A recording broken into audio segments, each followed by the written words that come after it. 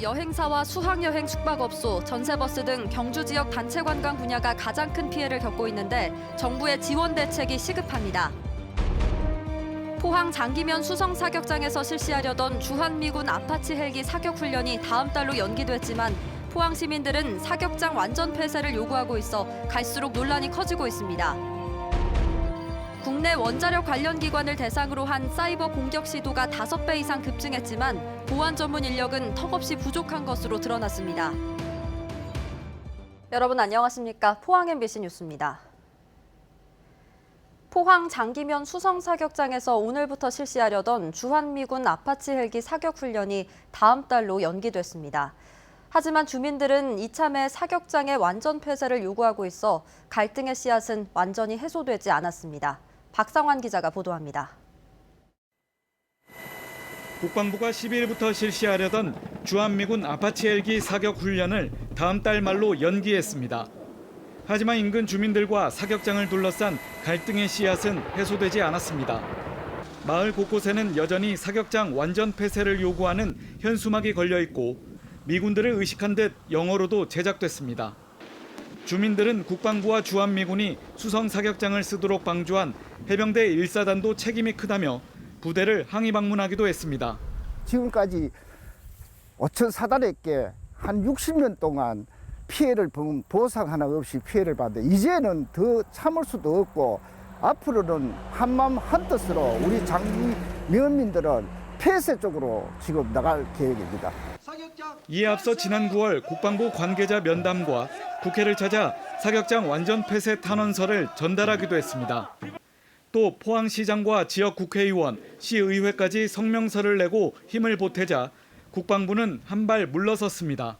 일단 주민들의 강력한 요청이 있었고 포항시장님 그리고 포항시 국회의원님들의 요청도 있고 그리고 또한 저희가 또 주한미군에서 사격 여건을 보장해달라는 강력한 요구 같이 고민을 했습니다.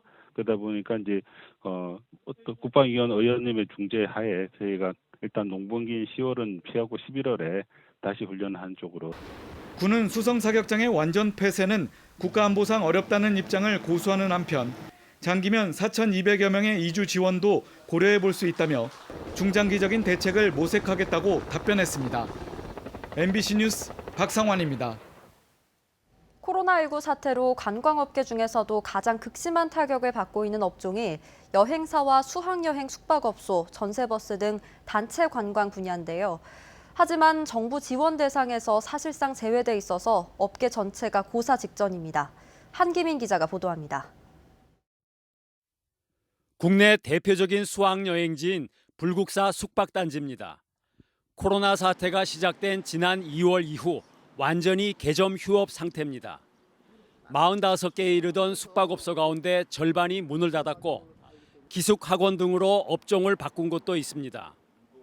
집합금지 업종보다도 타격이 더 심하지만 소상공인 대출을 받으려 해도 메르스와 지진 사태를 겪으면서 담보력이 대부분 소진돼 사실상 그림의 떡입니다. 전부 다 그동안에 다 꽉 찼기 때문에 보증서 대출도 한계가 있어서 저희들한테 전혀 혜택이 없습니다. 그래서 지금 현실적으로 뭐 이자 안 내면 경매가 들어가는 이 상황이고. 단풍 관광철을 맞았지만 전세버스 차고지마다 버스들이 속절없이 서 있습니다.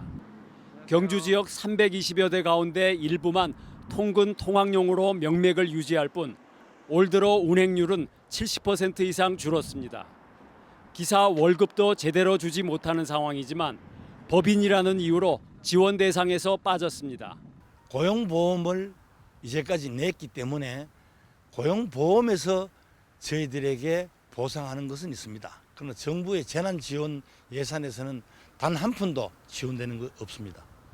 힘들게 버텨온 여행사들도 폐업 직전 상황이지만 정부의 재난지원금은 집합금지 업종의 절반에 불과한 고작 100만 원입니다.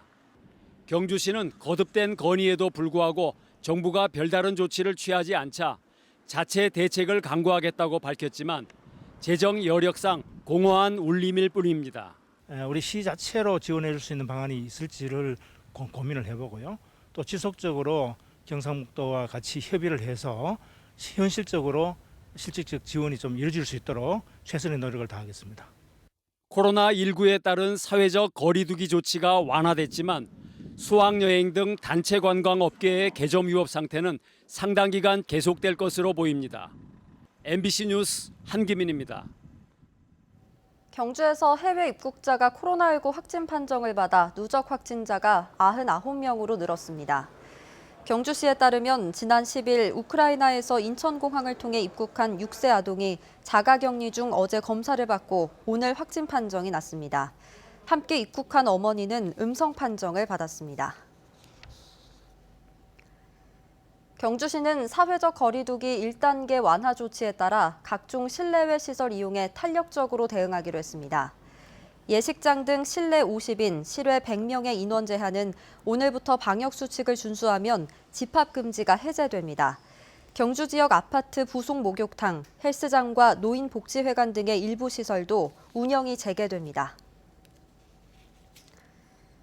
당초 내일로 예정됐던 포항 지역 마스크 미착용 과태료 부과 시점이 다음 달 13일로 한 달 미뤄졌습니다. 포항시는 정부가 한 달간의 계도 기간을 거친 뒤 오는 11월 13일부터 과태료를 부과하기로 결정하면서 시민들의 혼란을 막기 위해 이같이 결정했다고 밝혔습니다. 마스크 미착용 과태료는 위반 당사자의 경우 최고 10만 원, 관리 운영자에게는 최고 300만 원까지 부과될 수 있고 만 14세 미만과 발달 장애인 등은 단속 대상에서 제외됩니다. 최근 5년간 국내 원자력 관련 기관을 대상으로 한 사이버 공격 시도가 5배 이상 급증한 것으로 나타났습니다. 이들 기관이 사이버 공격에 뚫리면 국민의 안전이 위협받는 심각한 상황이 발생할 수 있지만 사이버 보안 전문 인력은 턱없이 부족한 실정입니다. 이규설 기자입니다. 원자력안전위원회 산하기관과 한수원을 대상으로 한 사이버 공격 시도에 관한 자료가 국감을 통해 공개됐습니다. 지난 5년간 발생한 사이버 공격 시도는 모두 1,576건. 여기서 주목해야 할 점은 사이버 공격이 계속 늘고 있고 특히 올 들어 9월까지 발생한 사이버 공격 시도가 914건이나 된다는 사실입니다. 기관별로는 원자력안전재단 833건, 한수원 376건, 원안이 325건, 원자력안전기술원 42건 순으로 나타났습니다. 원자력 관련 기관에 대한 사이버 공격은 국가의 원전기술 경쟁력은 물론 국민의 안전까지 위협할 수 있는 중대 사안입니다. 실제로 지난 2014년 자신을 후에마이라고 주장하는 해커가 한수원 직원 정보와 월성원전 제어 프로그램 설명서 파일, 원자로 냉각 시스템 밸브 도면 등을 네이버와 트위터에 공개해 큰 문제가 된 적이 있습니다. 하지만 한국수력원자력을 제외한 원자력 관련 기관의 사이버 보안 전담 인력은 기관별로 한두 명에 불과한 것으로 확인됐습니다. 원자력 관련 기관의 안전은 철저히 지켜져야 하는 만큼 사이버 보안 대응 체계가 제대로 마련되는지 지속적으로 모니터링하고 살펴보도록 하겠습니다. 원전 관련 기관과 한수원이 해커의 표적이 되고 있다는 사실이 확인된 만큼 사이버 공격을 막을 수 있는 신속하고 실질적인 대책 마련이 필요해 보입니다. MBC 뉴스 이규설입니다. 한국수력원자력이 태풍으로 인한 원전 정지 사태를 막기 위해 300억 원을 투입하기로 했습니다. 정재훈 한수원 사장은 오늘 열린 국정감사에서 올해 2차례 태풍으로 쌓인 염분으로 인해 월성 2, 3호기 등 원전 6기 시설 발전이 정지됐다며 고장난 설비를 모두 지중화하거나 외부 영향이 없도록 가스 절연 방식을 적용하겠다고 밝혔습니다. 정 사장은 2007년 설비를 교체했는데 이번에 초속 30m의 태풍으로 해당 시설에 문제가 생겼다며 원자력안전위원회와 후속 조치를 협의했고 반드시 시행하겠다고 밝혔습니다. 울산 33층 주상복합 아파트 화재와 같은 사고가 날 경우 대구와 경북에는 고가 사다리차가 없어 무방비 상태라는 지적이 나왔습니다. 더불어민주당 박완주 국회의원이 소방청 국정감사 자료를 분석한 결과 대구와 경북에는 고층 건물 화재 진압에 필요한 70m 높이의 고가 사다리차가 한 대도 없습니다. 다만 33m 높이의 일반 사다리차가 대구는 9대, 경북은 14대를 보유하고 있습니다. 30층 이상 고층 건물은 대구에는 219동, 경북은 120동이 있습니다. 포항시 흥해읍 이팝나무 군락지가 천연기념물로 지정됩니다. 문화재청은 지난 1975년 경상북도 기념물 제21호로 지정된 흥해읍 이팝나무 군락을 포항 흥해향교 이팝나무 군락으로 명칭을 바꿔 천연기념물 승격 지정을 예고했습니다. 문화재청은 선조들은 이곳에서 흰 쌀밥 모양인 이팝나무 꽃의 많고 적음에 따라 한 해 농사를 점쳤다며 역사적 문화적 가치가 크다고 설명했습니다. 낮 동안 햇살이 내리쬐면서 완연한 가을 날씨를 보였는데요. 내일은 동풍의 영향으로 울진을 중심으로 경북 동해안 곳곳에 빗방울이 떨어지는 곳이 있겠습니다. 조주경 기상캐스터입니다. 지금 서쪽 지방을 중심으로는 강한 바람이 불어들고 있는데요. 하지만 경북 동해안 지역은 내일 동풍의 영향을 받겠습니다.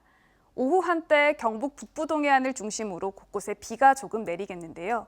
울릉도와 독도는 내일 새벽부터 아침 사이에 빗방울이 떨어지는 곳이 있겠습니다. 비의 양은 5mm로 양은 적겠습니다. 다음은 자세한 지역별 날씨입니다. 내일 경북 동해안은 구름만 많은 가운데 울진을 중심으로는 오후 한때 흐리고 비가 내리겠습니다. 아침 기온 10도에서 13도로 시작해 오늘보다 1도에서 3도 정도 뚝 떨어지겠고요. 한낮에는 19도에서 23도로 일교차가 큰 폭으로 벌어지겠습니다. 울릉도와 독도는 오전까지는 흐리고 가끔 비가 내리겠습니다. 아침 기온 울릉도 14도, 독도 16도로 시작해 한낮에는 울릉도 17도, 독도 19도가 예상됩니다. 동해상을 중심으로는 내일 오후부터 다소 강한 바람이 불어들겠습니다.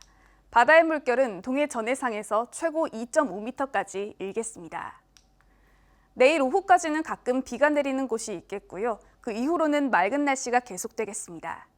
날씨였습니다.